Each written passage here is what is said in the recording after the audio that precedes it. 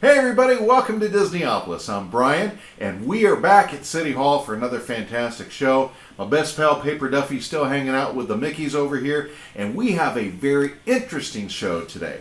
We are going to talk about failed Disney movies. And you're like, why in the world would you talk about failed Disney movies?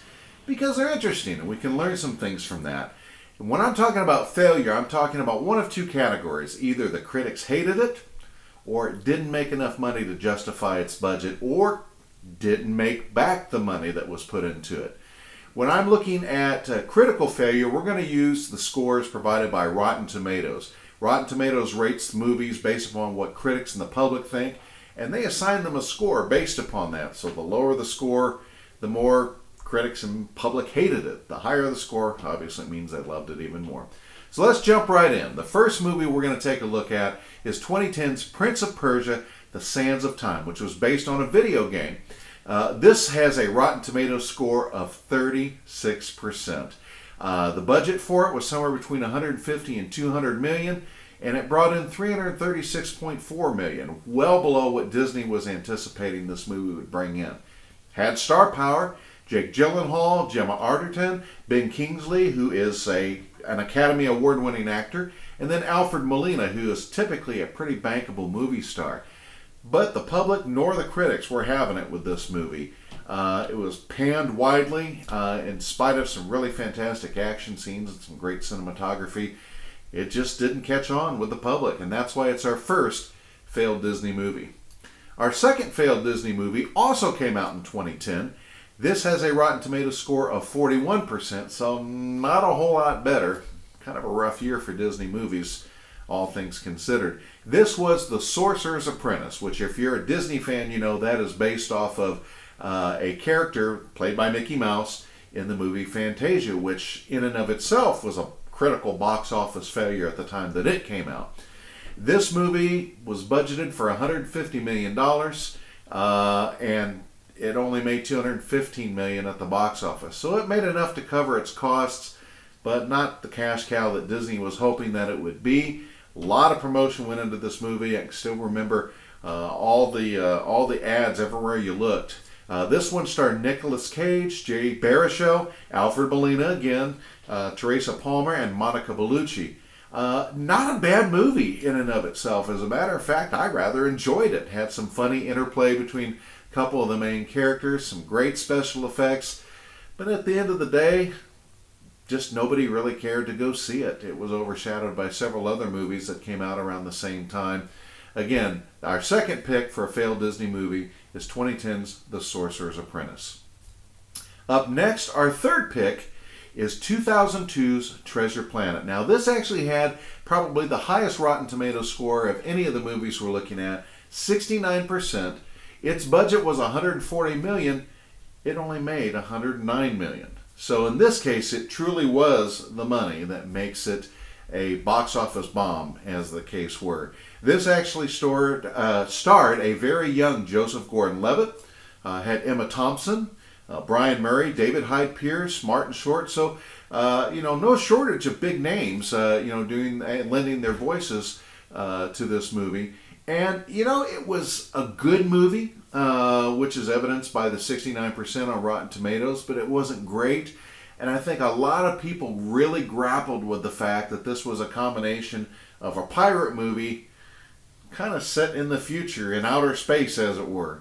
But again, not a bad movie. This is one that I would recommend if you're looking for a one-off movie to watch and you're in the mood for some really good Disney animation. But again, if you're expecting Frozen or Tangled or something along those lines, probably not one you're going to want to pick up. But overall, like I said, I enjoyed it. Again, 2002's Treasure Planet. Our next pick had to make this list, 2012's John Carter of Mars. This was an adaptation of a book that was written by Edgar Rice Burroughs. This comes in with a Rotten Tomatoes score of 51%. Again, no shortage of really great acting.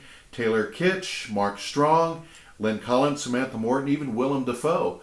The box office on this was $284.1 million, and if this were 1984, 1985, that would be considered a blockbuster. But after a tax credit that Disney took on this. The budget for the movie was $263.7 million. A critical and a box office failure. This, along with Treasure Planet, is one of those movies that I would just say you had to watch all the way through to enjoy. And enjoy it you will if you emotionally invest in the movie. If you're looking for a typical Disney movie, even a typical Disney live action movie, you'll be sorely disappointed. But if you watch it as a movie that stands on its own and you're not comparing to anything else like it, I think you'd be pleasantly surprised. Again, though, with a 51% Rotten Tomatoes score and a movie that Disney ended up taking a charge off against, this is why this was a critical and box office failure. Again, that is 2012's John Carter of Mars.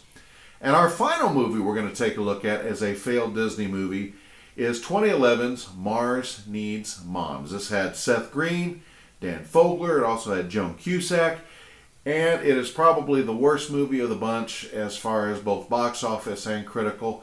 It had a 37% Rotten Tomatoes score. That is second only to Prince of Persia in our list for what the critics thought of this movie.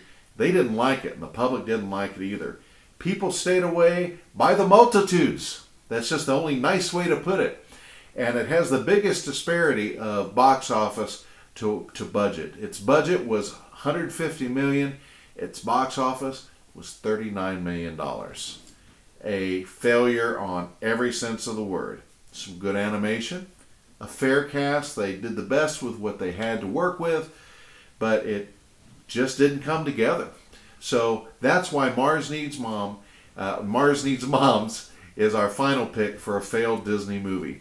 There are others out there. Obviously, a lot of people have cited Cars 2, which actually did very well box office-wise, but compared to other Pixar movies, people didn't like it. The Good Dinosaur, people loved it.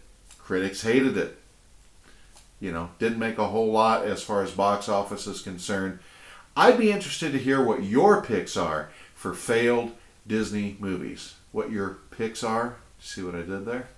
Anyway, in the comments below, make sure you leave your suggestions for what you consider to be a failed Disney movie. Again, Disney has more hits than it has misses by a wide margin. But there are still these movies, and sometimes they kind of dent the bottom line a little bit. Disney shareholders aren't particularly impressed when they have to take a charge off against a movie that was supposed to be a big and rousing success and literally no one came to see. But again, my name is Bryan. Thank you so much for coming to Disneyopolis today. We are everything Disney all the time, and we will see you next time.